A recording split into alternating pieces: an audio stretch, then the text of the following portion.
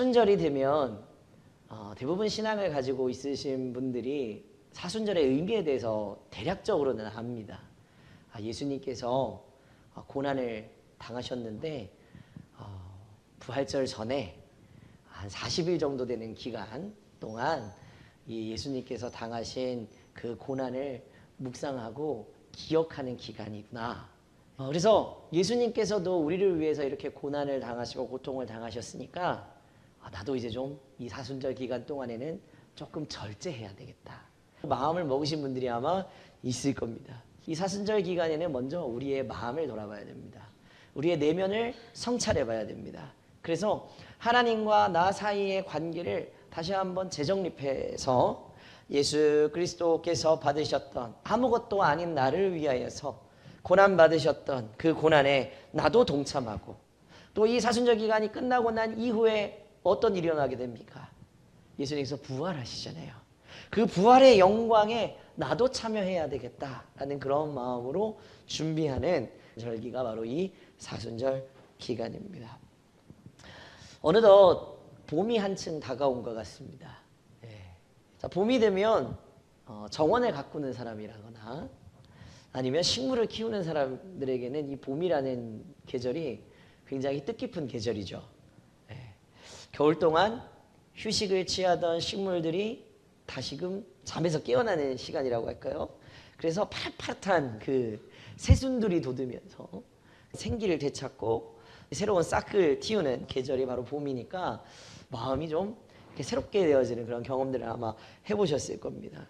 왜 그럴까? 봄은 성장의 시작을 알리는 계절, 그래서 기대와 희망을 안겨주는 계절이 봄이기 때문에 식물들이 자라는 것, 싹을 이렇게 틔우는 것을 보면서 우리 안에 어떤 소망과 희망이 생기기 때문에 봄을 맞이하게 되면 우리의 마음도 좀 이렇게 활짝 열리는 그런 기간이 아닌가라는 생각을 해보게 됩니다. 사순절이 봄에 있는 이유가 겨울과 같았던 우리의 영적인 침체기를 지나서 믿음을 성장시키기 위한 그 준비 과정, 믿음의 정원을 다시금 가꾸는 절기가 사순절기입니다. 묵은 땅을 갈아엎듯이 우리의 죄와 허물을 깊이 회개하고, 또 새로운 씨앗을 심듯이 이 사순절 기간 우리의 마음 가운데 하나님의 말씀을 심어서 끊임없는 기도와 묵상을 통해 그 씨앗이 자라나서 열매 맺을 수 있도록 우리의 영적인 성장을 시작하게 되는 절기가 바로 이 사순절기입니다. 사순절은 우리 안에 있는 굳은 마음을 부드럽게 만드는 절기, 우리 마음 가운데 있는 죄의 잡초를 뽑아내고 하나님의 사랑과 은혜로 가득 찬 정원을 가꾸어 가는 시간이 바로 이 사순절 기간이 됨을 잊지 않으시기를 부탁해 드립니다. 오늘 역대하 15장에 보면 이 아사왕의 이야기가 기록되어져 있는데, 아사왕은 이 당시 이스라엘 백성들이 하나님을 떠나서 우상을 숭배하는 혼란스러운 상황 가운데 깊은 고뇌와 슬픔을 느끼면서 하나님을 찾아야 되겠다라고 결심합니다. 이 결심이라는 단어가 굉장히 중요해요. 오늘 말씀의 키포인트는 이 결심, 결단이라는 단어입니다. 그런데 이 결심과 결단은 종교적으로 내가 그렇게 해야겠다, 그냥 머리로 알아서 결심하고 결단한 게 아니라, 먼저는 하나님을 향한 깊은 신뢰와 믿음, 두 번째는 이스라엘 백성들을 향한 뜨거운 사랑이 있었기 때문에 결단하고 결심할 수 있었다는 것이죠. 지난 주일에 우리가 함께 말씀을 나눌 때 하나님이 기뻐하시는 마음은 두 가지라고 했습니다. 먼저는 하나님을 우리의 온 마음과 정성과 뜻을 다하여서 사랑하는 것, 그리고 두 번째는 나의 이웃을 내 몸과 같이 사랑하는 것. 그런데 그 이웃이 내가 좋아하는 사람뿐만 아니라 나를 힘들게 하고 나를 아프게 하고 나에게 상처를 준 그 사람까지도 사랑하는 것, 그것이 진짜 이웃을 사랑하는 것이라고 말씀을 드렸어요. 아사왕이 그런 사람이었습니다. 먼저는 하나님을 뜨겁게 사랑했어요. 갈망했습니다. 그리고 두 번째로는 하나님이 자신에게 맡겨준 이스라엘 백성들, 그 백성들을 열렬하게 사랑했다는 거예요. 어떻게 하면 우리가 다 일어날 수 있을까? 어떻게 하면 다 회복이 될 수 있을까? 간절히 생각할 때 하나님을 찾아야 되겠다라는 결심과 결단을 하게 되었다는 것이죠. 그래서 선지자 아사랴를 찾아가게 됩니다. 아사왕을 만나게 된 아사랴가 이렇게 선포하죠. 2절 말씀을 보니까 너희가 여호와와 함께하면 여호와께서 너희와 함께 하실지라. 너희가 만일 그를 찾으면 그가 너희와 만나게 되시려니와 너희가 만일 그를 버리면 그도 너희를 버리시리라. 여러분, 이 말씀은 하나님을 찾는 여정의 과정, 그 본질이 무엇인지를 우리 가운데 알려주는 귀한 말씀입니다. 하나님이 우리와 함께 하시기를 원하신다는 것입니다. 전제 조건은 거기에 있어요. 하나님은 그 누가 되었든 간에 하나님은 만나기를 원하신다는 거예요.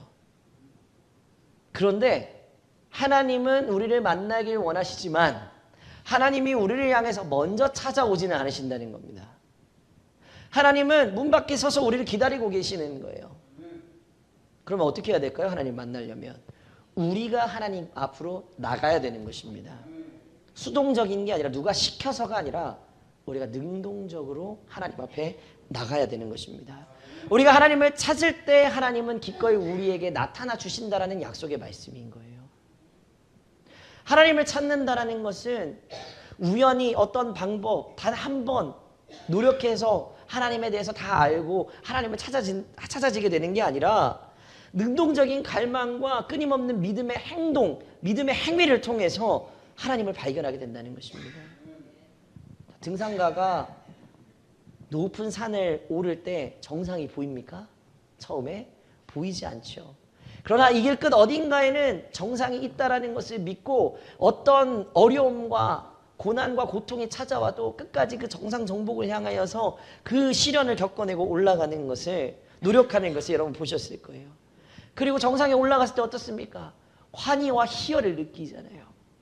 마찬가지로 하나님을 만나는 것도 하나님을 향한 열정적인 마음, 보이지는 않지만 보이지 않는 하나님이지만 이 믿음의 여정 끝에는 반드시 하나님을 만날 것이다라는 믿음을 가지고 끊임없이 우리는 하나님을 만나기 위해서 노력해야 된다는 것입니다. 하나님을 찾아가는 그 여정, 하나님을 만나게 그 여정이 쉽지 않습니다. 그러나 그 끝에는 우리는 분명히 압니다. 하나님의 놀라운 축복과 하나님의 은혜가 기다리고 있음을 우리는 분명히 아는 것입니다. 여러분, 그리스도를 따르는 사람들을 뭐라고 이야기합니까? 제자라고 합니다. 영어로 disciples라고 하죠.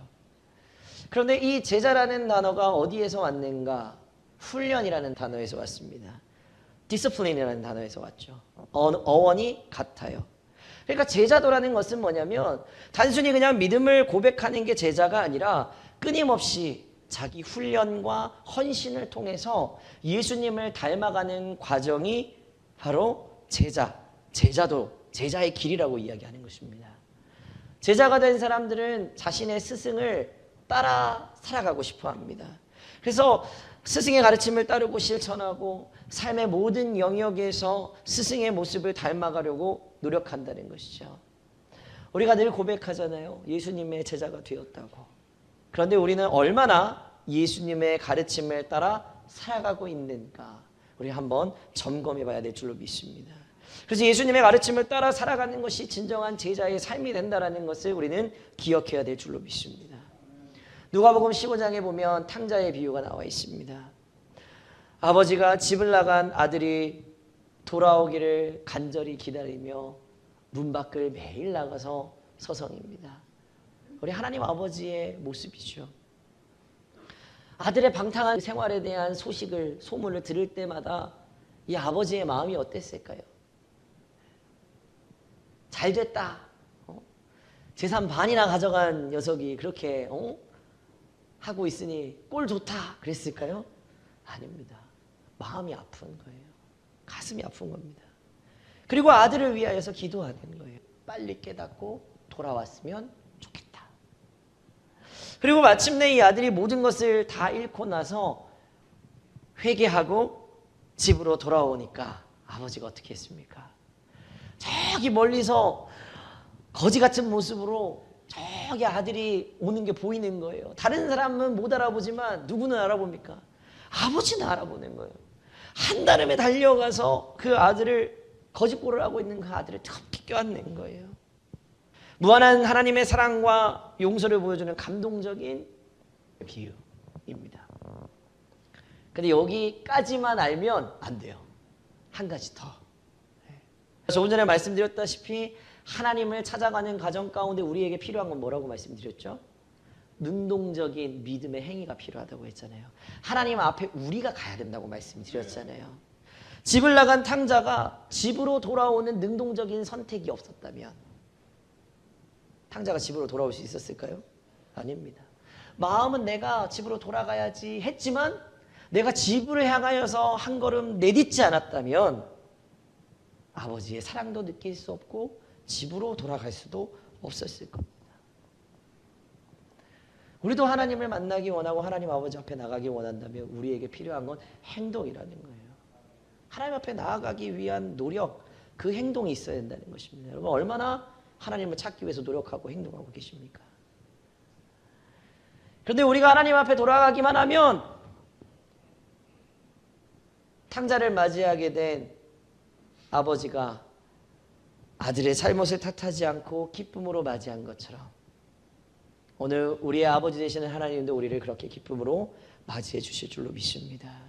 하나님은 우리가 하나님을 찾을 때 우리의 모든 죄를 용서하여 주시고 기쁨으로 우리를 맞이해 주실 줄로 믿습니다. 오늘 말씀 8절에서 아사 왕은 하나님을 찾기 위해서 두 가지 중요한 행동을 취합니다. 하나님을 이제 찾아야 되겠다는 결단 뒤에는 반드시 뭐가 와야 됩니까? 행동이 와야 되는 거예요. 그래서 이 아사 왕은 결단하고 난 이후에 두 가지 중요한 행동을 취합니다. 하나는 우상과 같은 가증한 것들을 제거하는 거예요. 하나님이 거할 공간을 마련해 둡니다. 아사 왕은 백성들이 섬기던 모든 우상들을 파괴하고 우상을 숭배하고 있던 그 제단들을 다 헐어버립니다.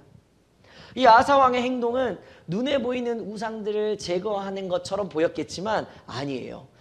그것을 다 없애버림으로 말미암아 백성들의 마음속 깊이 뿌리내린 우상 숭배의 습관을 근절하려는 의지를 하나님 앞에 보여드린 거예요. 여러분 우리의 마음도 성전과 같은 줄로 믿습니다. 우리의 마음 가운데 혹여나 하나님보다 더 소중하게 생각하고 더 사랑하게 여기는 우상과 같은 존재가 있다면 이 사순절기를 맞이해서 오늘 아사왕과 같이 결단하고 행동해야 될 줄로 믿습니다. 제거하는 그런 결단과 행동이 필요한 것입니다. 어떤 우상들이 있습니까? 물질적인 욕망, 명예욕, 자기이해, 때로는 과거의 상처도 우상이 될 수 있어요. 분노, 질투, 미움, 이 모든 것들이 우리를 하나님으로부터 멀어지게 하는 우상이 될 수 있다는 것입니다. 사순절 기간 동안 우리는 우리 삶에서 하나님과 경쟁하는 모든 우상들을 철저하게 제거해야 될 줄로 믿습니다. 봄이 되면 겨우내 닫아두었던 집의 창문을 활짝 열고 먼지를 털고 정돈하는 것처럼 우리의 마음을 이 사순절 기간 활짝 열고 깨끗하게 정돈해야 될 줄로 믿습니다. 그런데 우상을 제거하는 일은 쉬운 일이 아닙니다. 너무 힘들어요. 왜냐하면 우상은 오랫동안 우리의 삶의 일부분이 되었기 때문에 그렇습니다.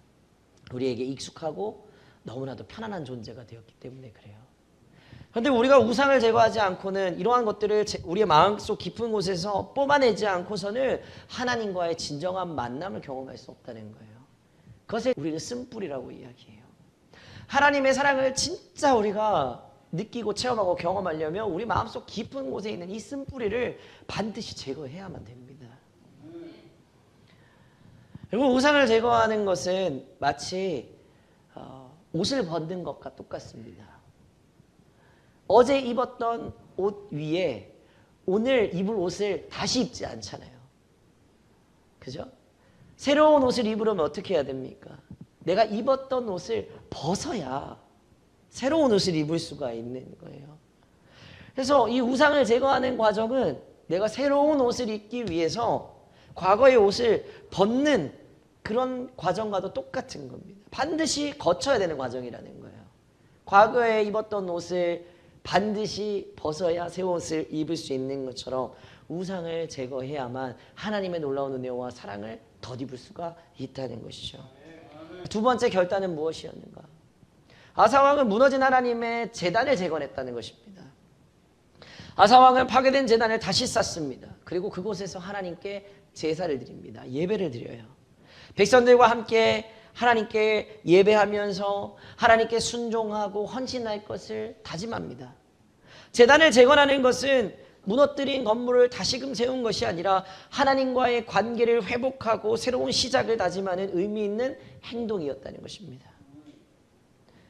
제단은 하나님과의 만남과 교제의 장소였습니다. 우리도 영적인 훈련이 필요합니다. 기도와 말씀을 묵상하고 금식하고 섬기고 헌신하는 그런 모습을 통해서 하나님과의 관계를 우리는 재건해 나갈 수가 있습니다. 낡고 허물어진 우리 마음 가운데 우리 내면에 성전이 있다면 이 성전을 이 사순절 기간 다시 짓고 재건하시기를 부탁을 드립니다. 굳건한 믿음의 토대 위에 하나님과의 깊은 교제를 위한 영적인 공간을 새롭게 구축해내는 이 사순절 기간이 되시기를 부탁을 드립니다. 우상을 제거하는 것, 제단을 다시금 쌓는 것, 이것은 우리의 영적인 성장을 위해서 필수적인 조건입니다. 마치 밭을 갈아엎고 씨앗을 심는 농부의 마음으로 우리의 영혼을, 우리의 마음의 정원을 정성껏 가꾸어 나가야 되는 것입니다. 그래서 중요한 것은요, 아사왕은 혼자 하나님을 찾지 않았다는 것입니다. 아사왕이 하나님을 찾겠다라는 결단이 어디로까지 이어지게 됩니까? 이스라엘 백성들 전체가 하나님을 찾고 하나님께로만 나아가겠다는 결단으로 이어지게 되는 것입니다. 백성들과 함께 모여서 하나님을 찾기로 결단합니다. 백성들을 모아서 아사왕은 회개운동을 전개하고 하나님만 예배하도록 독려했습니다. 아사왕 한 명의 이 결정이 백성들에게 큰 영향을 미쳤고 백성들은 아사왕을 따라서 하나님께로 돌아갔다는 것입니다. 여러분, 혼자가 아니라 공동체가 함께 하나님을 찾는 것은 매우 중요합니다. 왜냐하면 우리가 함께 할 때 더욱 견고하고 힘차게 하나님을 찾을 수 있게 되기 때문입니다. 우리 교회 공동체가 서로에게 힘이 되어주기를 원합니다. 어려움을 함께 나누고 함께 기도할 때 우리는 더 큰 은혜를 경험할 수 있게 되는 줄로 믿습니다. 교회는 어떤 곳입니까? 하나님을 믿는 사람들의 공동체입니다. 교회 안에서 서로 사랑하고 격려하고 섬기고 함께 성장해 나가야 되는 것입니다. 교회는 가족과 같습니다. 그래서 우리는 예수 그리스도 안에서 한 형제입니다. 한 자매입니다. 우리 늘 그렇게 고백을 하잖아요. 그런데 진짜 형제처럼 진짜 자매처럼 우리 그렇게 잘하지 않잖아요. 그러나 우리가 예수 그리스도 안에서 한 형제요 자매가 되었다면 서로의 기쁨과 슬픔을 함께 나누고 서로를 위해서 기도하고 서로에게 힘이 되어주는 그런 공동체로 세워져야 될 줄로 믿습니다. 혼자서는 넘기 힘든 고난이 있지만 그러나 함께 기도하고 함께 힘이 되어준다면 능히 그 어려운 고난을 이겨낼 수 있게 될 줄로 믿습니다. 그런데 이 사순절 기간에만 우리가 이러한 영적인 일들을 해나가야 될까요? 아닙니다. 영적인 여정을 멈추지 않아야 된다는 것입니다. 영적 성장은 한 번의 사건으로 끝나는 게 아니라 지속적이고 반복적인 과정이 되어야 됩니다. 신앙의 길은 끊임없이 성장하고 발전하는 여정입니다. 매일매일 하나님과의 관계를 점검하고 우리의 삶을 되돌아보며 더 성숙한 믿음으로 나아가야 될 줄로 믿습니다.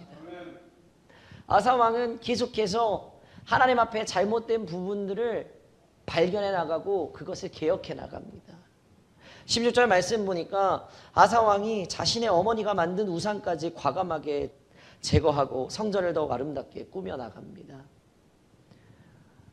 자기 어머니의 그 지위를 박탈한다는 거 쉬운 일이 아니잖아요. 그런데 그러한 일도 과감하게 결단을 하는 겁니다. 아마도 아사왕은 자기 어머니가 우상을 숭배하는 것을 보고 아주 큰 충격을 받았던 것 같습니다. 가족이라는 이유로 감싸줄 수도 있었을 겁니다. 그런데 아사왕은 결단하고 결심했다고 이야기했잖아요. 그 결단과 결심이 흔들리지 않는 겁니다. 비록 그 대상이 누구라고 할지라도요. 자신의 어머니라고 할지라도. 가족이라는 이유로 죄를 묵과하지 않고 단호하게 그 우상을 제거했다는 것입니다. 아사왕의 행동은 하나님을 향한 굳건한 믿음과 정의로운 마음이 무엇인지를 보여주는 내용입니다. 이러한 아사왕의 영적 정화와 성전 재건은 계속해서 반복됐고 그 과정 가운데 어떤 일이 일어났을까요? 더 큰 은혜가 임합니다. 더 큰 성장이 이스라엘 가운데 임하는 것입니다. 그런데 중요한 것은 무엇일까요? 어떤 일이 다가올지라도 멈추지 않는 것, 좌절하지 않는 것, 무언가 눈에 보이는 일이 없더라도 끊임없이 아까 말씀드린 것처럼 등산가가 정상이 보이지 않아도 이 길 끝에는 정상이 있다는 것을 믿고 올라가는 것처럼 끊임없이 하나님을 향해 나아가는 그 과정을 계속해서 나가야 된다는 것입니다. 우리는 너무 쉬운 길을 선택하려고 합니다. 한 번의 노력으로 말미암아서 완벽한 믿음을 가지려고 노력하지만 여러분, 단 한 명도 완벽한 믿음을 소유한 사람은 없습니다. 왜요? 우리가 살아가는 삶의 자리가 세상이기 때문에. 그래서 아무리 은혜 받았다고 하더라도 세상 가운데 살아가면 똑같아져요. 그렇기 때문에 발견하게 되는 건 뭡니까? 아, 나는 여전히 죄인이구나. 그래서 우리는 끊임없이 세상 가운데에서도 죄와 싸워야 되는 것입니다. 중요한 것은 우리의 죄를 인정하고 회개하고 하나님 앞에 용서를 구하는 이 과정을 계속해서 반복해 나가야 된다는 것이죠. 한 번만 하는 게 아니라 계속해서. 하나님의 은혜는 무엇보다도 우리의 연약함을 덮어주는 은혜입니다. 그리고 우리를 새로운 삶으로 인도해주는 것이 바로 하나님의 은혜인 줄로 믿습니다. 여러분, 정원을 가꾸는 것이 봄철 한 번으로 끝나지 않습니다. 그죠? 봄에 한 번 약을 뿌리고 잡초를 뽑았다고 해서 겨울이 될 때까지 가만히 내버려 두면 어떻게 될까요? 또 무성해집니다. 끊임없이 잡초를 뽑아야 되죠. 마찬가지로 우리의 영적 성장도 한 번 열심히 했다고 해서 되지 않아요. 계속해서 하나님이 나를 부르시는 그날까지 우리의 믿음의 정원을 가꾸는 일은 계속 되어져야 합니다. 그래서 사순절기가 매년 있는 거예요. 믿음의 정원을 계속 매년 갈아엎고 뽑고, 또 봄철에만 했다, 사순절기에만 하는 게 아니라 계속해서 그렇게 뽑아나가야 됩니다. 매년 돌아오는 사순절 기간이지만 이 기간 동안 우리는 우리의 삶을 다시 한번 집중적으로 돌아보고 하나님과의 관계를 점검해서 더 깊은 믿음으로 나아가야 될 줄로 믿습니다. 사순절은 어떤 기간입니까? 그리스도의 고난을 묵상하는 시간, 그리고 우리의 죄를 회개하는 시간, 그리고 이 사순절기의 끝에 만나게 되는 부활의 영광을 준비하는 시간입니다.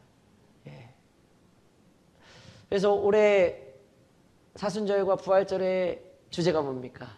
고난에서 영광으로. 사순절기는 고난이지만 그 끝에는 부활의 영광이 기다리고 있는 것입니다. 이 기간 그리스도의 고난에 동참해서 세상에 고통받는 사람들 돌아볼 수 있고 사랑과 섬김을 실천하는 이 기간이 되어지기를 소망합니다. 예수 그리스도의 부활, 우리가 맞이하게 될 이 부활의 영광은 우리에게 새로운 소망과 용기를 주는 절기예요. 부활의 믿음으로 우리는 세상을 이길 수 있습니다. 그리고 그 믿음으로 하나님 나라를 우리의 삶을 통해 확장해 나가야 될 줄로 믿습니다.